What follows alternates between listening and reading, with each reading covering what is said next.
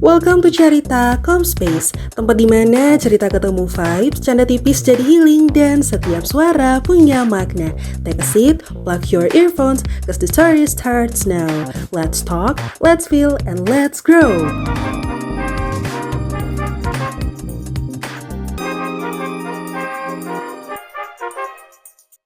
Indah hanyalah kata, kamu wujudnya. Tentang dia yang selalu ada di pikiranku. Dia si manis yang memiliki mata teduh dan kumis tipis. Dalam keheningan yang seringkali tak mampu diterjemahkan kata, namanya selalu muncul sebagai jeda yang menenangkan. Ada sesuatu dalam cara dia memandang dunia yang membuatku kagum. Ketenangan yang tidak terburu-buru, ketegasan yang tidak meninggi, serta kelembutan yang tak minta dikenali. Dan disitulah aku menyadari bahwa aku menyukainya. Aku pun heran pada diriku sendiri. Bagaimana mungkin aku bisa jatuh suka pada seseorang yang bahkan belum pernah kutemui, hanya sebatas teman media sosial saja, tak lebih. Lucu ya, alasanku pun sederhana dan sedikit konyol. Dia keren, dan kami sama-sama suka mendengarkan musik. Tidak masuk akal, mungkin, tapi begitulah adanya. Ditambah lagi, wawasannya luas. Setiap kali dia berbicara, aku selalu berucap dalam hati, kerennya dia. Rasanya aku ingin berteman baik, ingin mengenalnya lebih jauh. Aku tidak mahir mengucapkan aku menyukaimu, tapi anehnya aku sangat mahir menceritakan kamu kepada teman-temanku. Hal sederhana dia menyukai Instagram storyku saja sudah cukup membuatku senang. Itu pertama kalinya selama kami berteman di dunia maya, dan aku mengingatnya. Namun di balik semua itu, aku merasa lebih baik jika dia tidak tahu apa yang sebenarnya terjadi di dalam kepalaku. Ada rasa trauma yang tinggal di dalam diriku tentang bagaimana setiap aku menyukai seseorang, endingnya itu selalu sama. Jadi, baiknya seperti ini saja, agar tidak ada lagi yang menyakiti dan disakiti.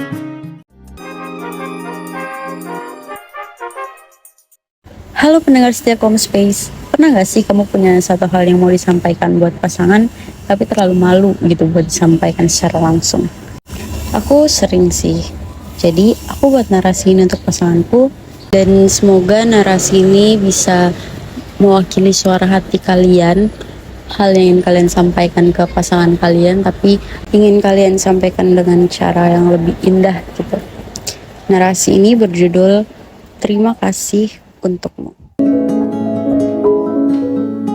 Terima kasih untuk Tuhan yang memiliki senyum seindah bulan.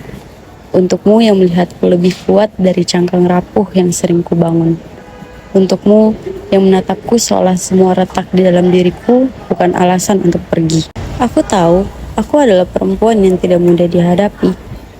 Aku yang keras kepala, aku yang mudah takut, aku yang sering salah mengerti, sering terlalu sensitif, atau mungkin sering merasa tidak pantas untuk dicintai. Diciumnya api marahku, ternyata kacau bisa luluh. Jangan menangis, biar tenang ku dibuai.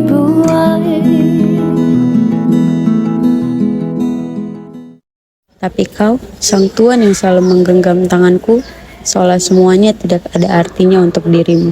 Sang Tuhan yang menatapku seperti aku layak dipercaya, layak diperjuangkan, dan layak dipeluk tanpa syarat. Kau tidak pernah menuntutku untuk berubah, tetapi lewat kesabaranmu, aku belajar menjadi diri yang lebih baik. Karena aku ingin pantas untuk cinta seindah yang kau beri. Benar kata Nadine Amizah. Terima kasih. Terima kasih, karena kau tinggal di hari-hari ketika aku sendiri ingin menghilang. Kau tidak pernah memintaku menjadi sempurna. Kau hanya memintaku menjadi diriku sendiri, dan entah bagaimana, itu sudah cukup bagimu. Jika nanti aku bisa mencintaimu dengan lebih dewasa, lebih berani, lebih utuh, itu karena kau mengajariku bahwa cinta tidak harus keras, tidak harus sempurna, tidak harus ribut. Kadang cukup lembut saja, dan itu sudah lebih dari cukup untuk menyembuhkan.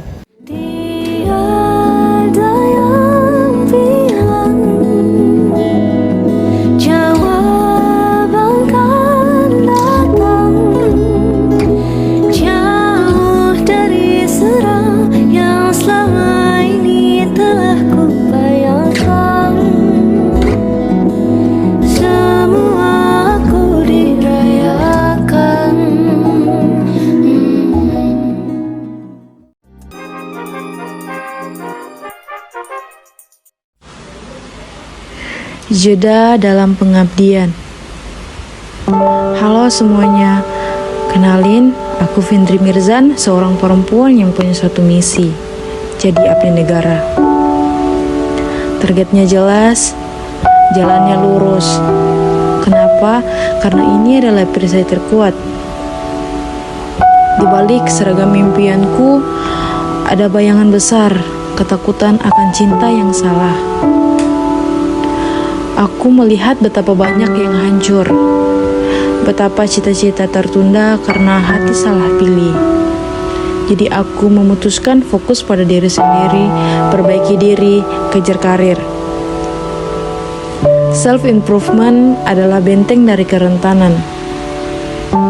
Aku hidup di sana dalam bayangan ambisi itu. Aku sibuk sekali sampai tak ada ruang untuk hal-hal yang tak terencana. Tapi kau muncul saat aku sedang tenggelam dalam revisi undang-undang. Sama sekali tidak ada dalam logbook hidupku. Kau tidak mengganggu, kau tidak menuntut, kau hanya menawarkan jeda. Kau melihat ambisiku bukan sebagai dinding, tapi sebagai kekuatan yang perlu didukung. Awalnya aku curiga, aku menganalisismu seperti aku menganalisis kebijakan publik. Apa motifnya? Di mana kelemahannya? Apakah dia hanya penasaran dengan diriku?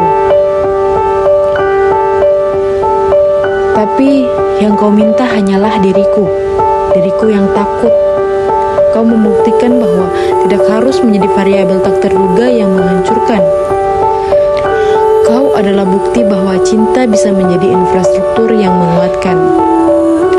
Kau membuatku berani melangkah keluar dari bayangan ketakutanku. Bayangan bahwa cinta sejati selalu datang dengan harga yang mahal. Penyembuhan ini aku lakukan atas nama cinta. Bukan cuma cinta yang kau berikan, tapi cinta pada diriku yang kau bantu temukan lagi. Cinta yang membebaskanku dari pemikiran bahwa aku harus memilih antara mengabdi pada negara dan mengabdi pada hati. Aku akan tetap mengejar cita-cita. Aku akan tetap menjadi abdi negara yang baik. Tapi sekarang, aku akan melakukannya dengan hati yang utuh, yang berani merasakan.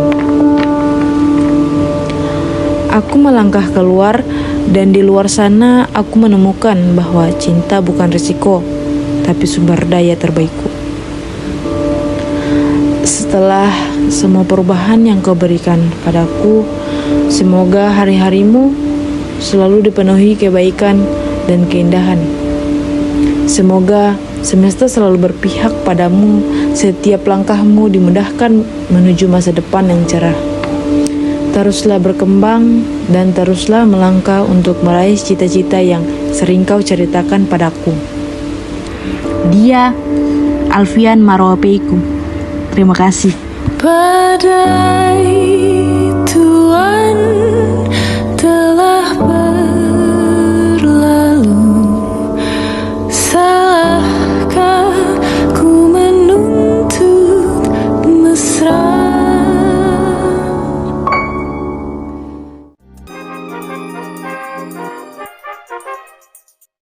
Kadang aku merasa hidup ini seperti kereta yang tak pernah berhenti. Kita naik membawa mimpi, kecemasan, dan rencana yang kadang berubah di tengah jalan. Jendela waktu memperlihatkan banyak hal. Orang datang, orang pergi, kadang yang kita sayang turun mendadak tanpa pamit. Lucu ya, kita sering begitu sibuk mengejar apa yang belum kita punya, sampai lupa mensyukuri apa yang masih kita genggam. Hidup ini bukan soal siapa yang paling cepat sampai tujuan, tapi siapa yang berani mengakui bahwa perjalanan itu sendiri yang membuat kita tumbuh. Ada hari ketika semuanya terasa berat, nafas sesak, hati capek, kepala penuh, tapi ada juga hari di mana hal kecil seperti tawa teman, sinar matahari pagi, atau secangkir kopi hangat cukup membuat kita percaya bahwa dunia tidak selalu seburuk itu. Aku belajar bahwa hidup bukan tentang mencari sempurna.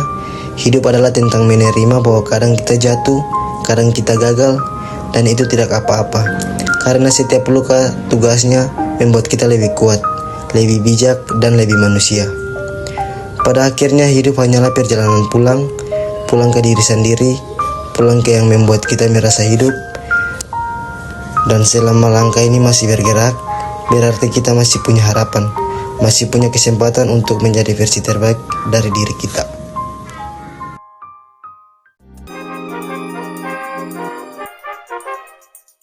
Mimpi yang berlari di lapangan. Kadang di tengah semua kebisingan hidup, ada satu suara dalam diriku yang terus berbisik. Aku ingin menjadi pemain bola. Entah sejak kapan mimpi itu tumbuh, tapi sampai sekarang rasanya tidak pernah benar-benar pergi. Setiap kali aku melihat bola menggelinding, setiap kali mendengar suara penonton di televisi, hatiku ikut bergetar seolah ada bagian dari diriku yang berkata, itu tempat di lapangan, di antara rumput dan garis putih itu. Aku tahu, jadi pemain bola bukan hal yang mudah. Ada latihan keras, kerja ekstra, luka-luka kecil yang tak terlihat, dan kadang lelah yang membuat napas berat. Tapi entah kenapa, semua itu tidak pernah membuatku takut. Justru aku merasa itu bagian dari perjalanan, bagian dari proses menuju suatu yang lebih besar. Ada hari-hari ketika aku membayangkan diriku berlari di lapangan besar. Kakiku menyentuh bola dengan irama yang kupahami sendiri. Ada saat di mana aku menutup mata dan mendengar bayangan sorakan penonton. Meski kenyataannya hanya suara angin di sekitar, tapi di dalam kepalaku semuanya terasa nyata, seperti masa depan yang ingin kurai. Dan jujur, terkadang aku ragu, terkadang aku bertanya pada diri sendiri, bisakah aku? Ada rasa takut gagal, takut tidak cukup hebat, takut ternyata mimpiku terlalu tinggi. Tapi setiap kali rasa itu muncul, aku selalu kembali pada suatu hal, keinginan. Keinginan yang tidak mau hilang, keinginan yang terus hidup walau hari itu berat sekalipun. Aku ingin menjadi pemain bola, bukan karena aku suka permainannya, tapi karena sepak bola membuatku merasa hidup. Saat aku menendang bola, aku merasa bebas. Saat aku berlari mengejarnya, aku merasa punya arah. Dan ketika aku membayangkan mencetak gol, aku merasa dunia ini mungkin saja memberiku tempat. Mungkin jalan yang harus kutempuh masih panjang. Mungkin aku harus jatuh, harus bangkit, dan harus mencoba lagi berkali-kali. Tapi, jika itu harga dari sebuah mimpi, aku siap. Karena di dalam diriku ada keyakinan kecil yang tak bisa dimatikan siapapun, bahwa suatu hari aku akan berdiri di lapangan itu bukan sebagai penonton, tapi sebagai pemain. Untuk sekarang, aku akan terus latihan, terus berjuang, terus percaya, karena mimpi itu bukan sekedar mimpi. Ini adalah bagian dari diriku.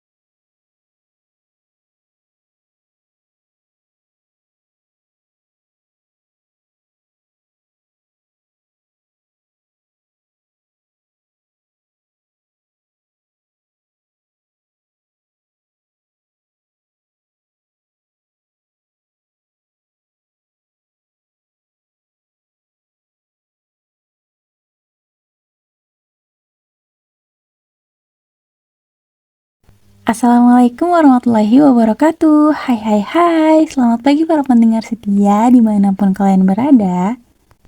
Apa kabarnya semua? Semoga baik-baik saja ya. Senang sekali bisa menemani waktu teman-teman semua di program Cerita Komspace. Hari ini kita akan membahas sesuatu yang mungkin sederhana, tapi justru paling berarti, yaitu ruang bernama rumah, kehangatan dalam keluarga. Di tengah rutinitas deadline dan kesibukan yang sering bikin kita lupa bernafas, keluarga selalu jadi tempat kita menemukan jeda. Tempat paling sederhana, tapi justru paling berarti. Tempat tawa kecil terdengar tanpa dibuat-buat. Tempat cerita dibagi, dan tempat kita selalu terima apa adanya. Jadi, tetap bersama aku Sabina karena kita akan mengulik momen-momen kecil yang membuat keluarga terasa begitu hangat dan berharga. Siapkan hati dan mari kita pulang sejenak lewat udara. Kalau dipikir-pikir, kehangatan keluarga itu nggak selalu soal makan malam mewah atau liburan keluar kota. Kadang justru muncul dari hal-hal kecil, sapaan sederhana seperti hati-hati ya di jalan, atau tawa bareng di ruang tengah tanpa alasan yang jelas. Dan anehnya, momen-momen kecil itu yang sering paling membekas. Coba deh bayangin, misalnya kamu pulang capek setelah seharian kerja atau sekolah, lalu tiba-tiba ibu nyeletuk, "Udah makan belum? Kalau belum, ibu angetin ya lauknya." Atau momen ketika kamu dan kakak kamu duduk di ruang tengah, rebutan remote TV, tapi ujung-ujungnya malah ketawa bareng. Atau mungkin ayahmu bilang, "Sini ikut bantu ayah," padahal dulu cuma butuh ditemenin sambil nyopot rumput di halaman. Hal-hal sederhana yang bikin hati hangat, yang bikin kita ngerasa kayak, ini rumah. Coba deh ingat, satu momen terakhir yang bikin kamu ngerasa benar-benar pulang. Mungkin obrolan singkat sama ibu, Mungkin bercanda sama kakak atau adik, atau sekedar duduk bareng ayah tanpa banyak bicara. Tapi rasanya tuh tenang banget. Kehangatan itu sederhana ya, tapi efeknya sering lebih besar dari yang kita sadari. Biar suasananya makin terasa, aku putarkan satu lagu yang cocok banget nih buat nemenin obrolan kita hari ini. Buat kamu yang sedang jauh dari keluarga, semoga lagu ini bisa mengobati rindu dan membawa bayangan aroma dapur rumah, suara tertawa mereka, atau cara mereka memanggil nama kamu.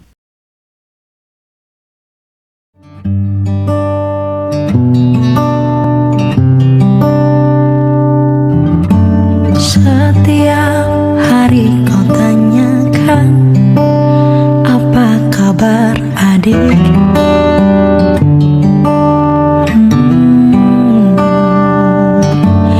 Meski tak semua jawaban benar-benar baik.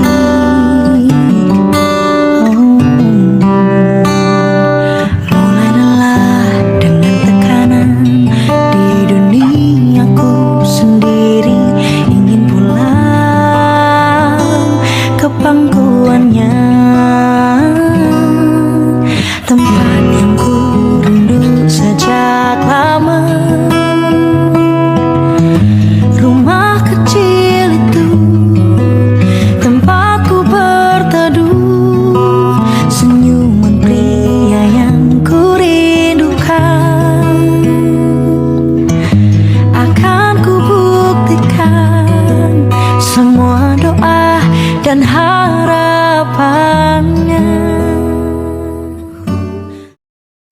Wah, lagunya bikin tambah hangat ya. Kadang musik memang bisa menyampaikan perasaan yang susah kita ucapkan. Dan ngomongin soal kehangatan keluarga, jangan lupa selama kita masih bisa, sisihkan sedikit waktu buat ngabarin orang rumah. Satu pesan singkat saja, seperti, "Mah, aku udah makan." Itu pun bisa bikin mereka tersenyum tanpa kamu tahu. Terima kasih sudah nemenin waktu siaran hari ini. Semoga tema kehangatan dalam keluarga pagi ini bisa ngingetin kita semua bahwa di balik perjalanan hidup yang panjang, seberapapun jauhnya langkah yang kita ambil, rumah tetaplah tempat kembali. Aku Sabina pamit undur diri, tetap jaga kesehatan, jaga hati, dan jaga keluarga. Sampai jumpa di siaran berikutnya. Ke pangkuannya.